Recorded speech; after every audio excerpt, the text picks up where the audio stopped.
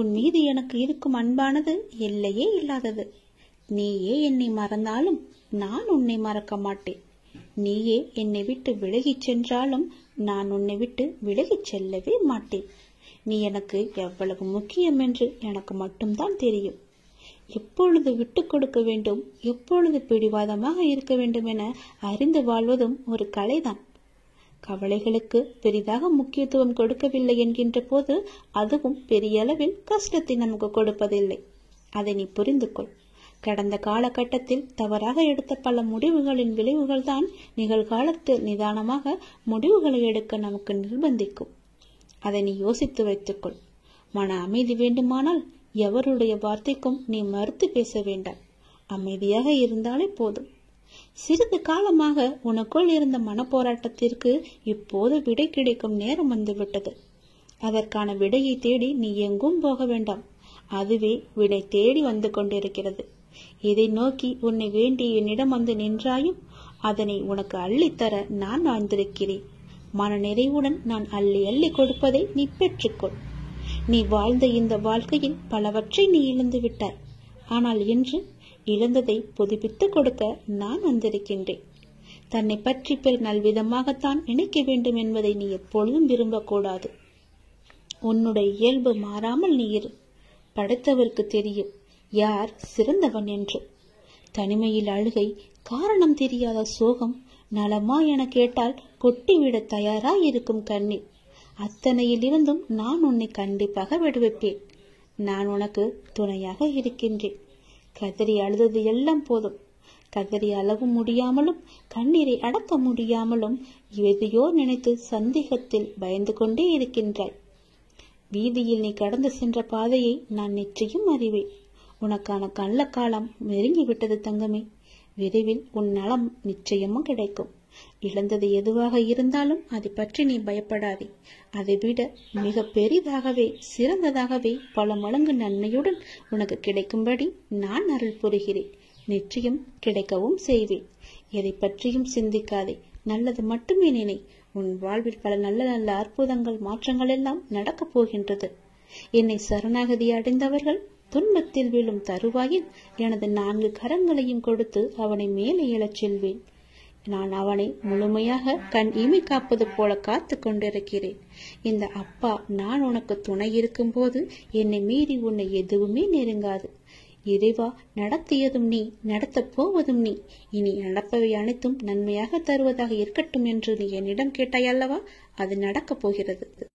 நான் உனக்கு பல வாய்ப்புகளை கொடுத்தேன். அவற்றை எல்லாம் இழந்து விட்டாய். முதல் முறை கொடுத்த வாய்ப்பையும் நீ தெரியாமல் தவற விட்டு விட்டாய். இப்போது உன்னை தேடி 2வது வாய்ப்பு வரும். அதை நீ தவற விட்டு விடாதே. அதை பயன்படுத்தி கொண்டு தக்க சமயத்தில் நீ முன்னேற என்ன செய்ய வேண்டுமோ அதை நீ செய். நான் உனக்கு துணையாக இருக்கிறேன். தவறவிட்டு பிறகு நீ வருத்தப்படாதே. இந்த முருகன் உனக்கான வாய்ப்பை கொடுத்திருக்கிறேன். பிடித்துக்கொள். நல்லது நடக்கும். நீ வாழ்வில் முன்னேறுவாய். நீ வாழ்வில் எவ்வளவு கீழே சென்று விட்டாலும் உன்னை வெகு விரைவில் மேலே உயர்த்தி கொண்டு வரப்போகின்றேன். அதற்கு காரணம் நீ என் மீது வைத்திருக்கும் நம்பிக்கையின் பக்தியும் தான். இந்த சூழ்நிலையும் என்னுடைய அப்பா எனக்காக வருவார், என்னுடைய அண்ணன் எனக்காக வருவார், என்னுடைய குரு, நான் முழுமையாக நம்பியிருக்கும் என்னுடைய குரு எனக்காக வருவார் என்று நீ காத்திருக்கின்றாய் அல்லவா? உன்னை கைப்பிடித்து மேலே நான் உயர்த்தப் போகின்றேன். உன்னுடைய வாழ்க்கையை நான் மாற்றப் போகின்றேன். உன் நம்பிக்கையை காப்பாற்றப் போகின்றேன். மகிழ்ச்சியாக இரு என் செல்லமே. நீ நிச்சயம் உன்னுடைய வாழ்க்கையில் நீ உயர்ந்த நிலைக்கு வரப்போகின்றாய். உன்னுடைய வாழ்க்கையை நான் பிரகாசமாக மாற்றும் ஒரு வாய்ப்பு உனக்காக 2வது முறை வருகின்றது. ஒரு முறை நீ தவற விட்டு விட்டாய். மீண்டும் இதை விட்டு விடாதே. அதற்காக நீ கண்ணீர் வடித்ததும் நான் இன்னும் மறக்கவில்லை. முதல் வாய்ப்பு உன் கை நழுவி விட்டது என்று நீ வருத்தப்பட்டு கொண்டிருப்பது எனக்கு தெரிகிறது. 2வது வாய்ப்பை நான் உனக்கு தருகிறேன். இதை நீ சர்வ சாதாரணமாக நினைத்து தவற விட்டு விடாதே. இறுக்கமாக பிடித்துக்கொள். இந்த முறை நீ நிச்சயம் தவறவிட மாட்டாய் என்ற நம்பிக்கையில் இதை நான் உனக்கு தருகிறேன். உன் வெளிச்சத்தின் பேரொளியாய் நான் உன் இதயத்தினுள்ளே வந்து அமர்ந்துவிட்ட பிறகு எந்த இருளை கண்டு நீ ஏன் பயப்பட வேண்டும்? உனக்கு பயம் இருக்க கிடையவே கிடையாது. உனக்கு கிடைக்கப் போகும் பிரகாசத்தில் நான் ஏற்றிய தீபத்தின் பிரகாசத்தில் நீ மற்றவருக்கும் ஒளி தந்து நல்ல வழிகாட்டியாக நீ வாழப்போகின்றாய். நீ அனுபவித்த துன்பங்கள் எல்லாமே முடிவுக்கு வரப்போகின்றது. எப்படி சரியாக போகிறது என்று நீ மலைக்கும் விஷயங்கள் எல்லாம் ஒன்றுமில்லை என்னும் அளவிற்கு மாயமாக மறைந்து போகப் போகின்றது. கவலைப்படாதே, இந்த நிலை கூடிய விரைவில் மாறப்போகிறது. எப்படி வேண்டுமானாலும் வாழலாம் என்பது வாழ்க்கை இல்லை. இப்படிதான் நாம் வாழ்ந்தாக வேண்டும் என்று நீ ஒரு கோடு போட்டு வாழ்ந்து கொண்டிருக்கின்றாய் அல்லவா? அதற்கு பெயர்தான் சிறந்த வாழ்க்கை. வாழ்வில் நீ வெற்றி பெற வேண்டுமானால் பயனில்லாதவற்றை பேசி உன்னுடைய பொழுதை நீ வீணாக்காதே. பயனுள்ளதை பேசு, அல்லது மௌனமாக இருக்க பழகிக்கொள். அதுதான் உனக்கு நல்லது. வாழ்வில் எவ்வளவு முன்னேற நினைக்கின்றமோ அந்த அளவிற்கு பலரின் அர்த்தமற்ற பேச்சுக்களை நீ சகித்து கொண்டுதான் ஆக வேண்டும். வாழ்க்கையில் நீ மகிழ்ச்சியாக இருக்க என்ன செய்ய வேண்டும் என்று யோசிக்க வேண்டுமே தவிர அடுத்தவர் என்ன செய்து கொண்டிருக்கின்றார்கள் என்று நீ பார்க்கக்கூடாது. முதலில் உன்னை நீயே பார்த்துக்கொள். நாம் செய்வது சரியா தவறா என்று இருமுறைக்கு பல முறை யோசித்து செய். என் வார்த்தைகளை நீ கேட்பாய் என்ற நம்பிக்கையில் இத்தனை நாட்களாக நான் சொல்லிக் கொண்டிருந்தேன். இனியும் சொல்லுவேன், நீ கேட்பாய் என்ற நம்பிக்கையில். ஒரு முறை கொடுத்த வாய்ப்பை உனக்கு மறுமுறை தருகிறேன். யாருக்கும் இல்லாத வாய்ப்பு உனக்கு கிடைக்கப் போகிறது இரண்டாம் முறையாக. அதை நீ தக்க வைத்துக் கொள்ள வேண்டியது உன்னுடைய கடமை. கொடுப்பது என்னுடைய பொறுப்பென்றால் அதை தக்க வைத்துக் கொள்வது உன்னுடைய கடமை. நான் சொல்வது புரிகிறதா? கவலைப்படாதே, நான் இருக்கிறேன். உன்னோடு எங்குமே நான் இருப்பேன். உன்னுடைய எண்ணங்களும் உணர்வுகளும் சிந்தனைகளும் செயல்களும் நம்மை சுற்றி இருக்கும் மனிதர்களுக்கு நல்லது மட்டுமே நினைக்கும், நல்லது மட்டுமே செய்யும் எனில் நீ என்னை தேட வேண்டிய அவசியமே இல்லை. நீ நல்லது செய்வாய் என்றால் நான் உன்னை தேடி நானே வருகிறேன். நீ என்னை தேட வேண்டிய அவசியமே இல்லை. அதனால் எப்போதும் உனக்குள்ளேயும் உன்னிடமும் நல்லது செய்ய வேண்டும் என்ற எண்ணம் உனக்குள்ளே எப்பொழுதும் இருந்து கொண்டே இருக்க வேண்டும். மனதில் தேவையற்ற எண்ணங்களுக்கு எப்பொழுதும் நீ இடம் கொடுக்காதே. உன் எண்ணங்களை என்னிடம் செலுத்திவிட்டு உன் கடமைகளை மட்டும் நீ செய். உன் செயல்களுக்கு நானே பொறுப்பெடுத்துக் கொள்கின்றேன். உன்னுடைய பல பிரச்சனைகளுக்கு உடனடி தீர்வு வேண்டும் என்று என்னிடம் கேட்கின்றாய். அதற்கு நான் ஒரு வழி சொல்லவா? நான் சொல்வதை நீ ஏற்றுக்கொள்வாய் என்று நம்புகிறேன். அதற்கு உடனடி தீர்வு என்றால் மறதிதான். நல்லதோ கெட்டதோ எதுவாக இருந்தாலும் நடந்து முடிந்து விட்டது. அதை அனுபவித்து தீர்த்த பின் அதை நாம் மறந்து விட வேண்டும். எதுவும் நடக்காதது போல இருந்து கொண்டு புதிய ஒன்றை நாம் தேட வேண்டும்.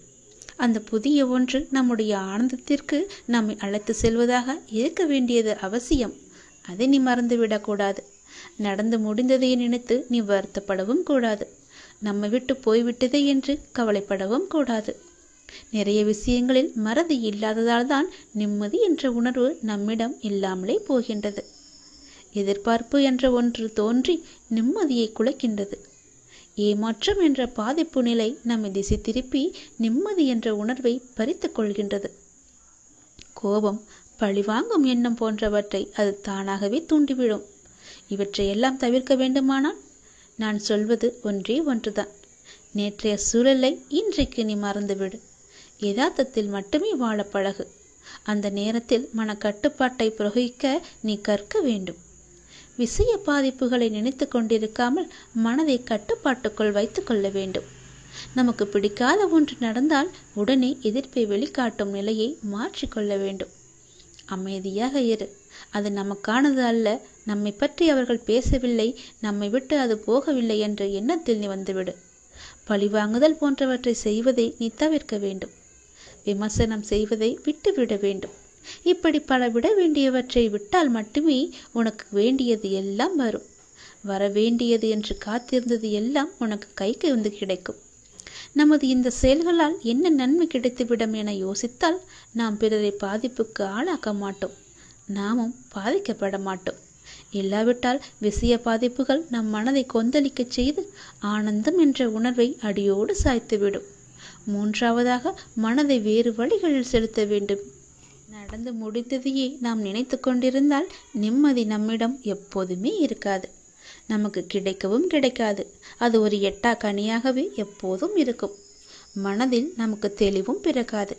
எனவே நமது மனதை அந்த விஷயத்திலிருந்து மாற்றிக்கொள்ள வேண்டும் என்றால் நம் மனதை நாம் மாற்றிக்கொள்ள வேண்டும்.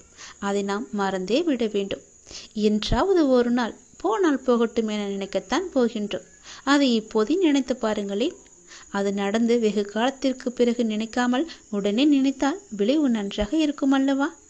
வாழ்நாளில் அனுபவங்களை நாள்தோறும் அனுபவித்துக் கொண்டே வருகின்றோம். அதை நினைவில் வைத்திருந்தால் நல்லது நடக்குமா? அதை அப்படியே விட்டுவிட வேண்டும். இதற்கு நம் மனதை மாற்றுவதே ஒரு சிறந்த வழி, மகத்தான வழி. நான் சொன்ன வழி உனக்கு நன்மையாக இருக்கும் என்று நம்புகிறேன். அதை நிச்சயம் கேட்டு அதன்படி நடப்பாய் என்று நம்புகிறேன்.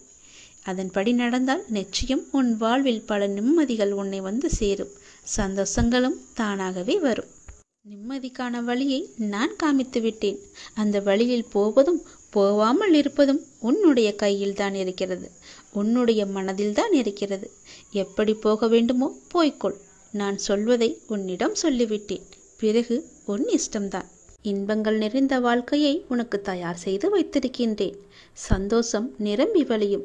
என்னை தொட்டு அதை நீ பெற்றுக்கொள். உன் மனநிலையை நான் அறிவேன். நீ ஏன் இப்படி உன்னை குழப்பி உன் மனதை இறுக்கிக் கொண்டிருக்கின்றாய்? உன் மனநிலையை ஏன் மற்றவர்களிடம் கேட்டு தெரிந்து கொள்கின்றாய்? மற்றவரிடம் கேட்பதால் உன் குழப்பம் தீரப்போகிறதா? கிடையாதே. உன் கண்களிலிருந்து உன்னை முதலில் நீ பார். மற்றவரிடம் கேட்டால் அவர்கள் கண்ணோட்டத்தில் தான் அதற்கான பதிலை சொல்வார்கள். அது உனக்கு சரியாக இல்லாமல் கூட போகலாம். உனக்கான எல்லாம் உன்னிடத்தில் கேட்டு உன் மனதை நீ முதலில் புரிந்து கொள். அவைகள் எதுவுமே உன்னை எதிர்மறையில் திருப்பாது. ஏனென்றால் உனக்கு நல்லது நடக்கும் ஒரே குணம் அந்த மனம்தான்.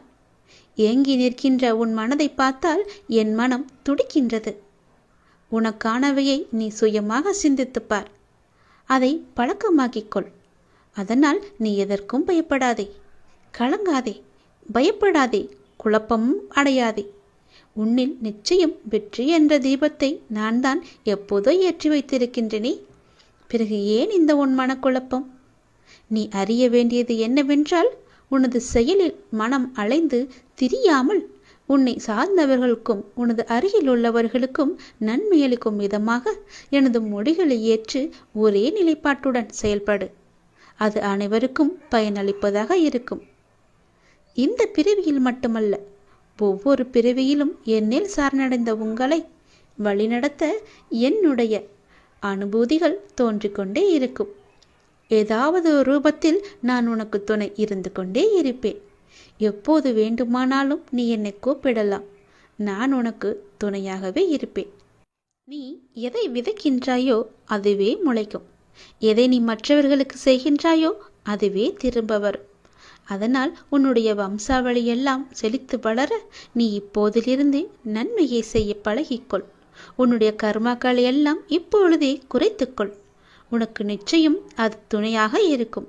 நீ செய்யும் நன்மையே உன்னை காக்கும். அதனால் எது செய்தாலும் நன்மையாக இருக்கும்படி மட்டும் செய். எப்பொழுதோ நடந்ததை பற்றி நினைத்து கொண்டே இருக்காதே. நடந்ததை நினைத்து நீ வருந்தியது எல்லாம் போதும். இனி நடக்கப் போகும் இன்பத்தை நினைத்து இப்பொழுதே சந்தோஷமாக இருக்க உன்னை பழகிக்கொள். ஏனென்றால் வரும் காலத்தில் நிறைய சந்தோஷங்கள் உனக்காக நான் அளிக்கப் போகின்றேன். நான் உனக்கு அளிக்கப் போகும் இன்பங்களை அனுபவிக்க நீ தயாராக இருக்க வேண்டாமா? வருகின்ற காலம் உனக்கு வசந்த காலமாக மாறப்போகின்றது. அதை நீ சந்தோஷமாகவே அனுபவிக்கப் போகின்றாய். எப்போதும் துன்பத்தையே நினைத்து கொண்டு இருப்பதால் இன்பங்களை நீ அனுபவிக்க மறந்து விட்டாய். சந்தோஷம் என்பது எப்படி இருக்கும் என்பதையே நீ மறந்து விட்டாய். இனி அந்த சந்தோஷ வாழ்க்கையில் நான் உள் நுழைய வைக்கப் போகின்றேன். அதற்குள்ளே சென்று பார். எவ்வளவு மன அமைதி இருக்கும் என்று, எவ்வளவு சந்தோஷம் இருக்கும் என்று உனக்கு தெரியும். அங்கு நீ கேட்டது எல்லாமே உனக்கு கிடைக்கும். நீ தருவது என்னுடைய நன்மைக்கு தான் அப்பா என்று நீ எப்போது என்னிடம் வந்து சேர்ந்தாயோ அப்போதே உனக்கான வசந்த காலத்தை நான் ஆரம்பித்து விட்டேன். அதில் நுழைய போகும் நேரமும் வந்துவிட்டது தங்கமே. இனி உன் வாழ்க்கை சந்தோஷமாக மாறப்போகிறது. நீ கேட்டபடியே உன்னுடைய வாழ்க்கையை நான் உனக்கு அளிக்கப் போகின்றேன். இந்த நொடி முதல் நீ தயாராக இருக்க வேண்டும். ஏனென்றால் இன்பத்தை நீ அனுபவிக்க இப்போதே உன்னை தயாராக வைத்துக்கொள்ள நான் ஆசைப்படுகின்றேன். சந்தோஷம் நிரம்பி வழிய போகின்றது. என்னை தொட்டு என் ஆசையை பெற்று அந்த சந்தோஷத்தை நீ பெற்றுக்கொள்ள தயாராக இரு தங்கமே. நாமே தடுத்தாலும் நம்மை அது தடுத்து ஆளும். நாமே விலகி நின்றாலும் நம்மை அது விளக்காமல் நம்மை சுற்றி காத்து கொண்டிருக்கும். நாமே ஒதுங்கி போய் நின்றாலும் நம்மை ஒதுக்காமல் அது பின்தொடர்ந்து வந்து கொண்டிருக்கும். நாமே பரிகசித்தாலும் நம்மை மதித்து கூடாது இருக்கும். நாமே அவமதித்தாலும் நம் மீது அன்பை மட்டுமே பொழியும். நாமே வெறுத்து போனாலும் நம் மீது உரிமையை அது நிலைநாட்டிக் கொண்டே இருக்கும். நாமே மறந்தாலும் நம்மை கரை சேர்க்கும் பொறுப்பை அதுவே எடுத்துக்கொள்ளும். நாமே அவன் நம்பிக்கை கொண்டாலும் நம் மீது அது அவநம்பிக்கை கொள்ளாது. நாமே வீணடித்தாலும் நம்மை விடாமல் நல்ல பலனை தரும். நாம தப்பித்தாலும் நம்மை தொடர்ந்து அது வந்து கொண்டே இருக்கும். உலகமே நம்மை தள்ளினாலும் உள்ளிருந்து அது நம்மை தாக்கும். விதியை சதி செய்தாலும் மதி கொடுத்து அது நம்மை வாழ வைக்கும். குரு அருளே குருடான நம்மை குறைவில்லாமல் நம்மை வாழ வைக்கும். குரு அருளுக்கு நீ ஒன்றும் ஒரு முயற்சியும் செய்ய வேண்டாம். அது தானாய் உன்னை தேடி வரும். அது சத்தியமாய் உன்னை உடம் வந்து இருக்கும். நிச்சயம் அது உன்னை காக்கும். நாம் விரும்பும் கடவுள், நாம் விரும்பும் மானசீகமான குரு மீது அளவு கடந்த நம்பிக்கை வைத்திருந்தால் அவருடைய அருள் ஆசி எப்போதுமே நம்மை எதிலிருந்தும் நிச்சயம் காப்பாற்றும். நம்மை எதிலுமே ஜெயிக்க வைக்கும். ஒரே ஒன்று மட்டும்தான், அவன் மீது நம்பிக்கை வைத்திருப்பது மட்டுமே குரு அருளுக்கு செய்யும் நம் மரியாதை. அந்த மரியாதையிலிருந்து நாம் தப்பிவிடக்கூடாது. அதன் மகிமையை உணர்ந்து அதன் செயலை உணர்ந்து அவரிடமே நாம் அடைக்கலம் அடைந்து விட வேண்டும். அப்படி நாம் அடைக்கலம் அடைந்து விட்டாவிட்டால் நான் உன்னோடு இருப்பதை நீயே உணர்ந்து கொள்வாய் என்ற கூக்குரலும் நமக்கு கேட்கும். நான் உன்னோடு இருப்பதால் புயல்கள் வந்தாலும் எத்தனை பெரிய ஆபத்துகள் வந்தாலும் உன்னை ஒன்றும் செய்யாது. அதை அவரே பார்த்து கொள்வார். இறைவன் அனைவரையும் நல்ல செயல்களால் செய்யதான் இங்கு அனுப்பியிருக்கின்றார். ஆனால் தீயதை செய்து தானும் துன்பப்பட்டு மற்றவர்களையும் துன்பப்படுத்த அல்ல. அதை நீங்கள் அனைவருமே உணர வேண்டும். எல்லாம் உங்கள் எண்ணங்களில் தான் இருக்கின்றது. நீங்கள் நினைப்பதுவே நீயாக மாகிறீர்கள். அதனால் நீங்கள் நினைப்பது நல்லதாக இருந்தால் உங்களுக்கும் நல்லது நடந்து கொண்டே இருக்கும். நான் உங்களை ஒருபோதும் ஒரு சூழ்நிலைக்கும் தனியாக அனுப்ப மாட்டேன். நான் உன் பின்னால் நடப்பதற்கும் உன் முன்னால் சென்று கொண்டிருப்பதற்காகவே நான் உன் துணையாக உன்னோடு வந்து கொண்டிருக்கிறேன். நீங்கள் இப்போது எந்த சூழ்நிலையை எதிர்கொண்டாலும் நான் உங்களுடன் இருக்கின்றேன் என்ற நம்பிக்கையுடன் இருங்கள். குருவின் அருள் உனக்கு எப்போதும் கவசமாய் காத்து கொண்டு இருக்கும்.